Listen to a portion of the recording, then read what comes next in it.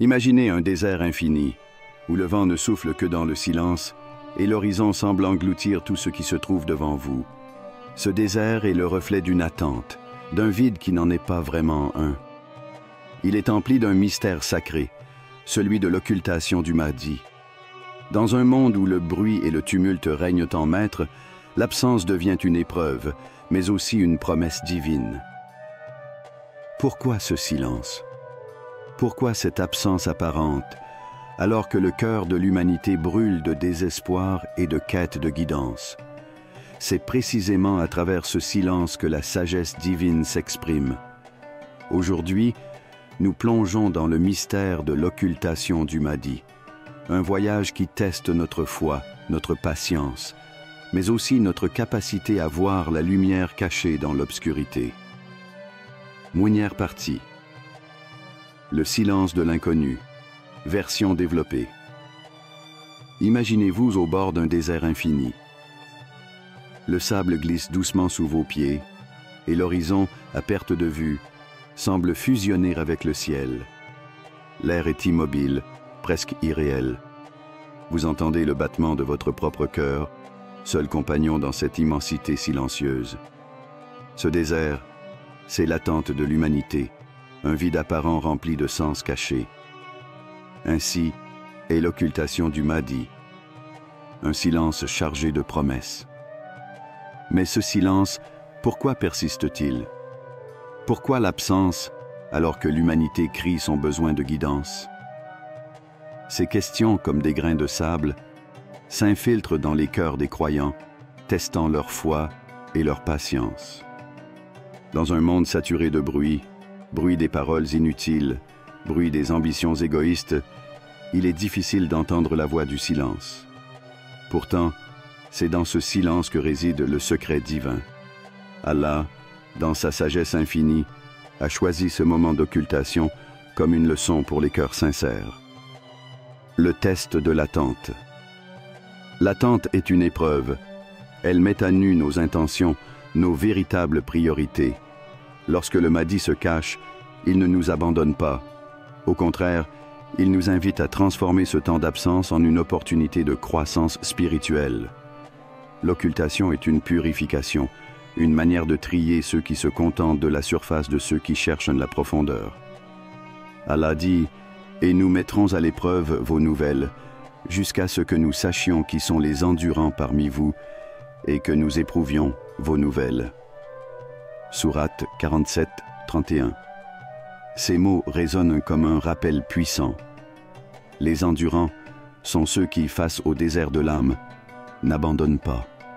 Ils ne cèdent ni à l'impatience ni au désespoir. Ils savent qu'au-delà du silence se cache une lumière divine, prête à illuminer leur vie au moment prévu par Allah. Une expérience universelle. Dans nos vies quotidiennes, chacun de nous traverse des périodes d'occultation. Ces moments où tout semble figé, où les prières restent apparemment sans réponse. Ces moments où nous nous demandons si Allah nous entend encore. Mais c'est précisément dans ces instants que notre foi est forgée. Pensez à un jardinier qui plante une graine. Pendant des semaines, il arrose la terre, veille au bon ensoleillement, mais rien n'apparaît. Il pourrait facilement abandonner, croire que la graine est morte. Mais ce qu'il ne voit pas, c'est que sous la surface, dans un silence total, la vie germe. Ainsi en est-il de l'occultation. Ce qui semble être une absence est en réalité une préparation. Posez-vous cette question.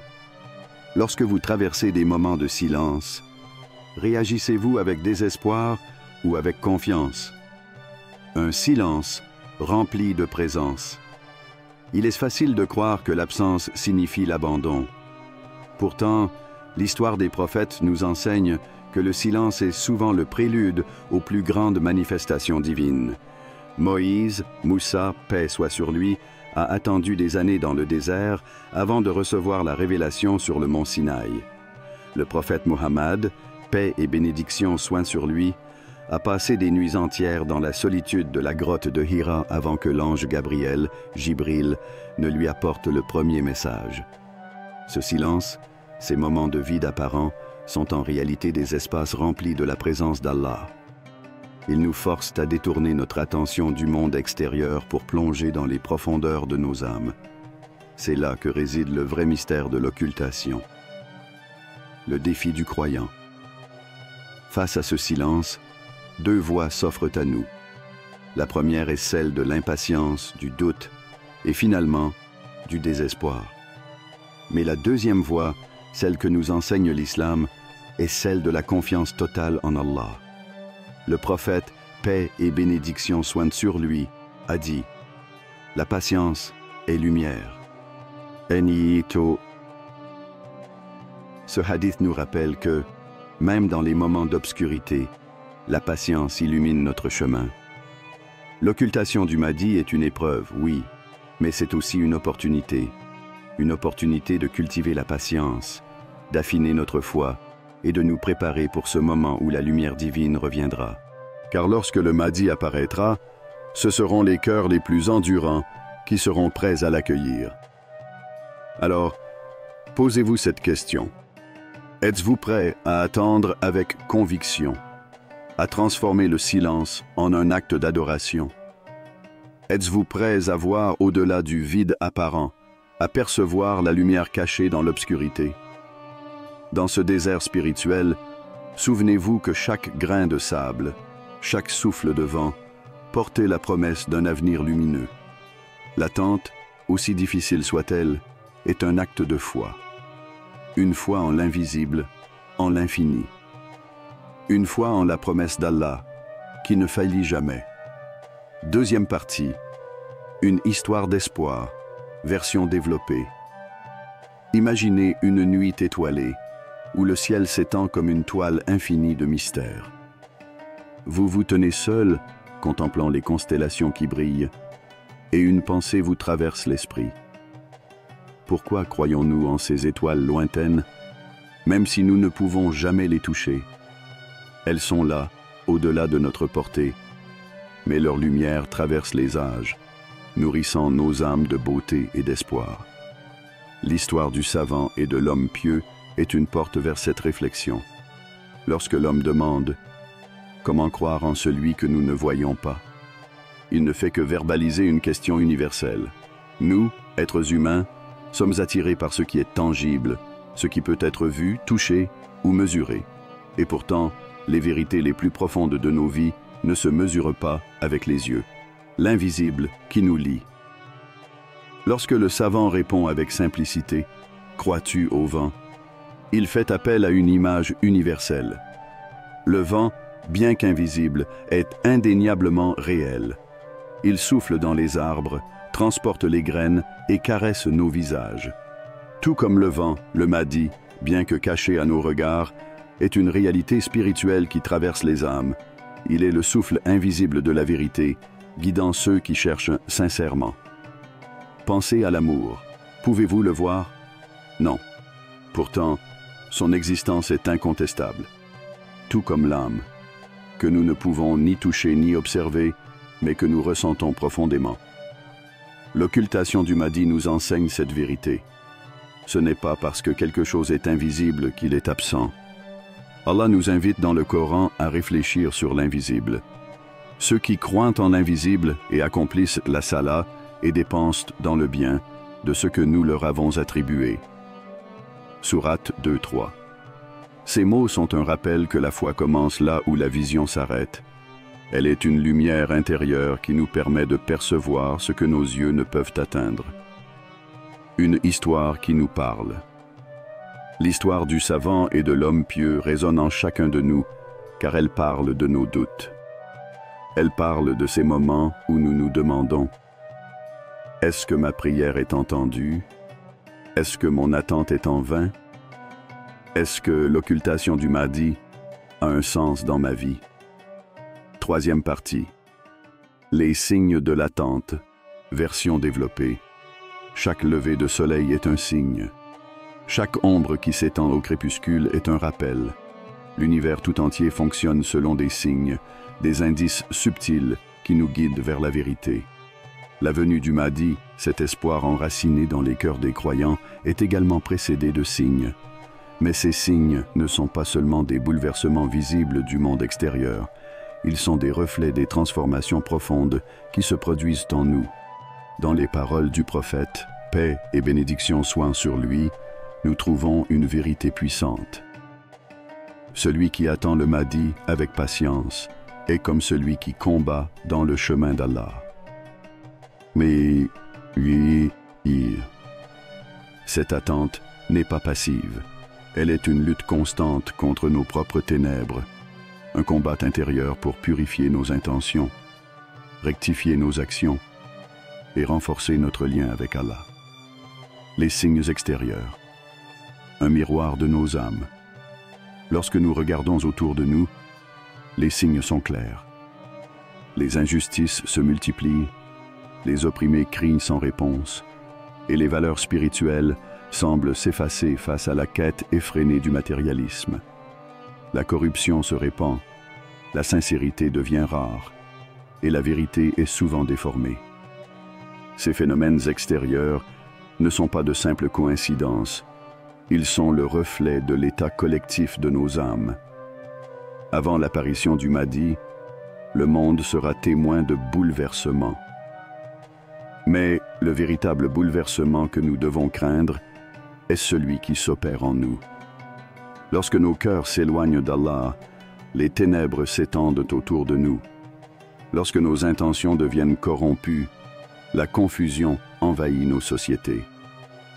Allah nous rappelle dans le Coran, « En vérité, Allah ne modifie pas l'état d'un peuple tant qu'il ne modifie pas ce qui est en eux-mêmes. » Sourate 13, 11. Ce verset est une leçon de responsabilité. Si nous voulons voir le Mahdi instaurer la justice dans le monde, nous devons d'abord instaurer la justice en nous-mêmes. Chacun de nos actes est une préparation pour son arrivée. Le nettoyage du cœur, une condition nécessaire. L'attente du Mahdi est un voyage spirituel. C'est une préparation intérieure qui commence par le nettoyage du cœur.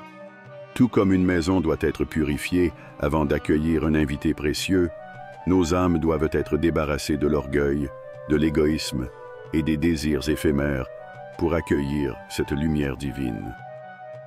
Pensez à votre cœur comme à un jardin. Pour que la graine de la foi pousse, il faut arracher les mauvaises herbes du doute et de l'insouciance. Il faut arroser ce jardin avec des actes de bien, avec des prières sincères, et le nourrir avec la parole d'Allah. Demandez-vous, ai-je commencé ce travail de purification intérieure? Suis-je en train de préparer mon âme à reconnaître le Mahdi lorsqu'il apparaîtra? Le test de la patience et de la persévérance. Attendre le Mahdi n'est pas une épreuve de passivité. C'est un test de patience active, de persévérance face aux épreuves et de constance dans la foi. Les plus grandes révolutions naissent dans le silence des âmes qui se préparent, des cœurs qui résistent aux tentations du monde.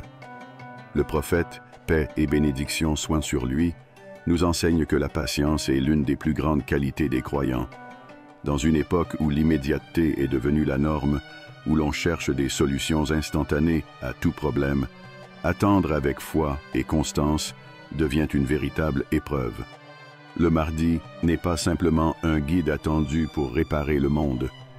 Il est le reflet de l'espoir en une transformation divine qui commence en nous-mêmes. Êtes-vous prêt pour le Mahdi? La question qui se pose alors est simple mais profonde. Sommes-nous vraiment prêts à accueillir le Mahdi? L'attente véritable signifie rectifier notre caractère et nos intentions, remplir nos vies de prières et de bonnes actions, devenir des lumières dans un monde d'obscurité. Chaque injustice que nous combattons, chaque oppression que nous refusons, chaque action de bien que nous accomplissons, nous rapproche un peu plus de cette grande rencontre. Le prophète, paix et bénédiction soient sur lui, a dit «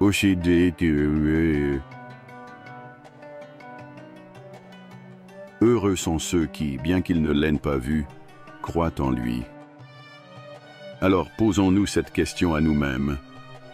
Suis-je en train de vivre ma vie d'une manière qui témoigne de mon attente sincère du Mahdi? Chaque jour est une opportunité pour purifier notre cœur et renforcer notre foi. Car en vérité, l'arrivée du Mahdi ne sera pas seulement un événement historique, mais un moment où seuls les cœurs préparés pourront reconnaître et suivre la lumière divine. Quatrième partie, le retour promis, version développée. Il y a toujours dans les ténèbres les plus profondes une lueur d'espoir, une étoile qui brille, un souffle qui apaise, une promesse qui réchauffe les cœurs. L'histoire de l'humanité est jalonnée de périodes d'obscurité, mais chaque obscurité est suivie d'un éclat de lumière. L'occultation du Mahdi nous enseigne cette patience précieuse, ce courage silencieux d'attendre, tout en sachant qu'aucune nuit n'est éternelle. Le Mahdi est la promesse du retour à la justice, au triomphe de la vérité sur le mensonge, au rétablissement de l'équilibre que tant d'âmes sincères recherchent.